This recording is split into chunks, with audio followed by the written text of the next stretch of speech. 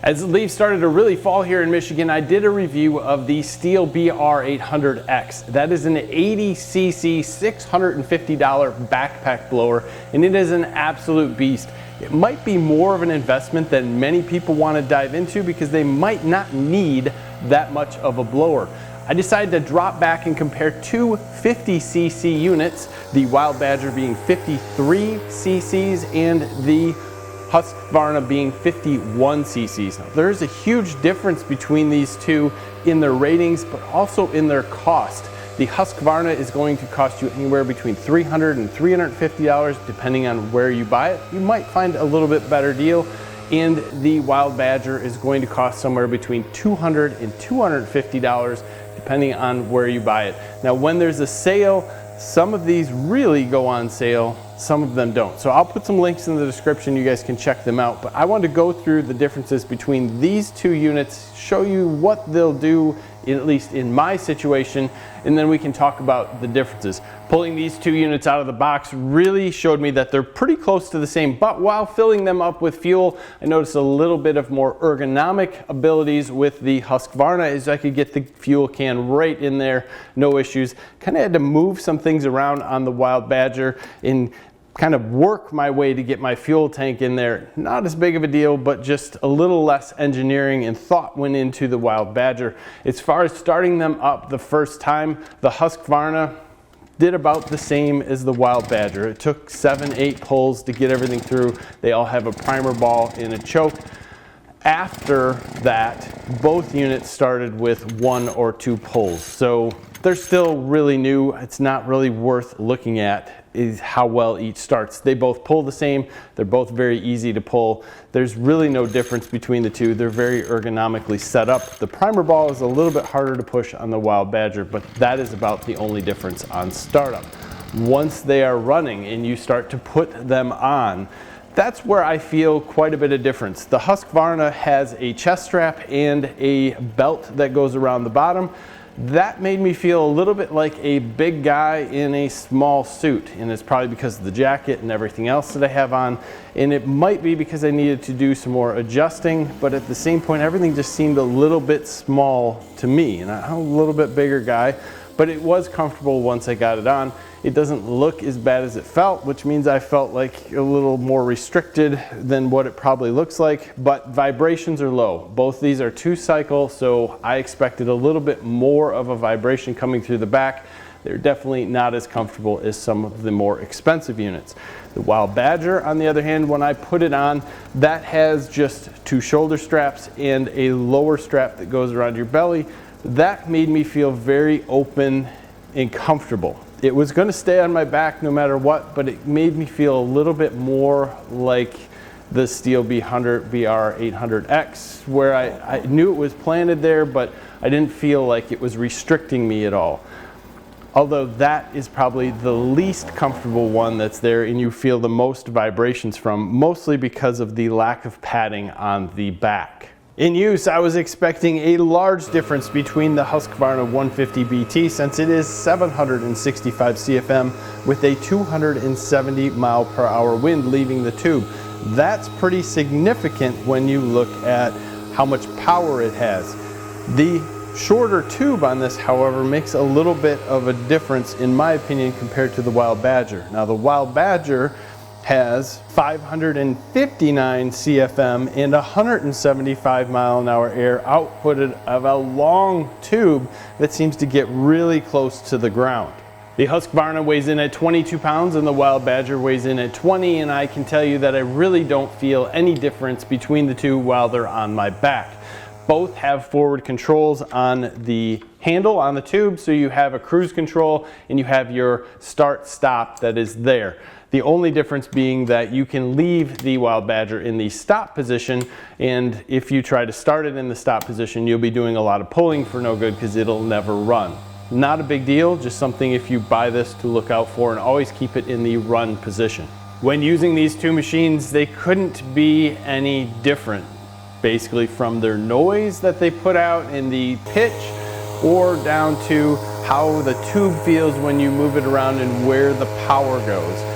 The larger CFM Husqvarna model seemed to have the ability to push a little bit more when the leaves were dry and there wasn't much around, and you got a wider area of flow, hence the shorter tube. Now the longer tube on the Wild Badger like to get underneath things a little bit more and have a little bit more push, because obviously that tube is closer to the ground, even though it's rated at less CFM and significantly less miles per hour. With that said, if you didn't like the long tube, you could take one of the lengths out and make it the same size. But as I was testing this, I can tell you that if you had a lot of leaves, you would definitely want to have that longer tube on, because it made the Wild Badger feel like it had much more power. There's an old saying out there, you get what you pay for. And with the Husqvarna, I feel like you get a lot more ergonomics. You get a lot more ability to change things in a feel that is very smooth. Trigger pulls back nice. The starting ability is great. It pulls super easy. The choke is like a plastic piece that you know where it should be. It's very, very simple, and it's quiet while it's running with a good noise behind it. The Wild Badger is a little less refined. You have a harder to push primer pump, plastic lever that feels a little flimsy while you put the choke on and off. But with that said, it still runs well. And when you put it on your back, you don't have that comfy feeling. So if you're not using it as often, I could see that it's not going to be that big of a deal, but you do also feel much more free. Trigger on that's a little bit gritty, and you don't feel like you're using something that is as high quality. And guess what? You're not. It's $100 less in money. Performance-wise, this blew my mind. I expected the Husqvarna to just take the cake and blow things everywhere. I mean, there's a big difference in CFM in their ratings. In use, I really feel that the Wild Badger, probably because of the longer tube, has much more power, or let's say that it has much more ability to move things. It may not have the power. With the longer tube, the Wild Badger has more ability to get under the leaves, to push them farther, to make you feel like you are getting something done, because that tube is probably 18 inches closer to the ground or closer to the items that you are pushing, where the Husqvarna loses some of that, although you do have a wider area of blowing. Now the leaves here are completely dry, which is 100% different from our last review when we used the steel. So moving dry leaves around, you can see the difference in how they blow, how they come up in the air a little more with the Husqvarna. And I am fighting a wind that is circling and going in different directions. Sometimes I think it would be easier just to turn around and blow them the other way, sometimes not so. Either way, both of these are great units. The kicker that I cannot test on this is going to be time. If you invest $100 less in the Wild Badger, is anything going to go wrong with that two-stroke engine over a longer period of time?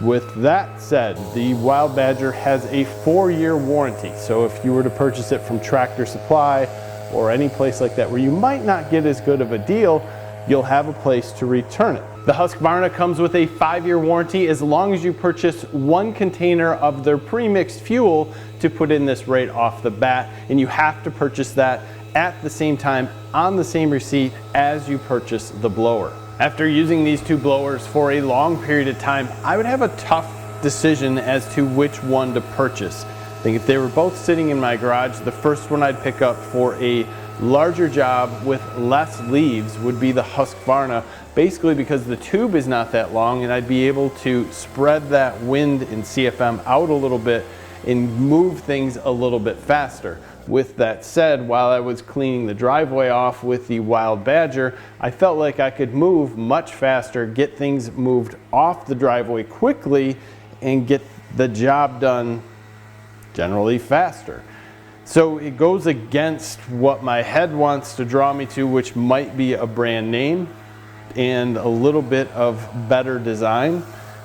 When I really need to get something done, if I had a large amount of leaves to move and I didn't have my big blower, I would grab the Wild Badger, as I think I could get the leaves moved faster, probably because of the longer tube, maybe not, but I could get things done much quicker with that, and the decibels between the engines is not that big of a deal. The Wild Badger is rated at 80 decibels at 50 feet.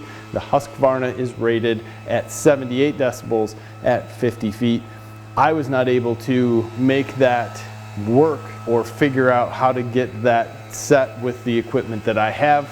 Both of them are very loud on your back, and you're going to need good hearing protection to use them. As far as the noise and how it felt, the Husqvarna just had a little more put together sound, in my opinion. I was happy with the 2 strokes. They had quite power, they had quite the ability to ramp up and run. The Wild Badger seemed a little less refined as far as how the 2-stroke went, and it just seemed to give me a little more higher pitch whine. Not a big deal, especially if I would have had music going, I wouldn't even noticed. With the information given and what you see in the video, I'm very interested in which one of these models you would pick. Please leave that below in the comments.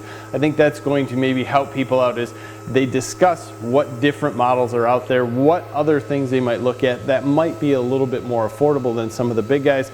I go back to, if you have a woods around you and a lot of leaves to move, you might want to consider moving up a bit from these 2 very popular models and getting something that is going to really push out there and push leaves further away from you and allow you to do less moving, but get the job done a little bit quicker. Either way, both of these seem to work well, use about the same amount of fuel, and they did the job. Leave those comments below. Give us a like on this video, subscribe to the channel if you haven't already. Thank you for your time. Have a great day.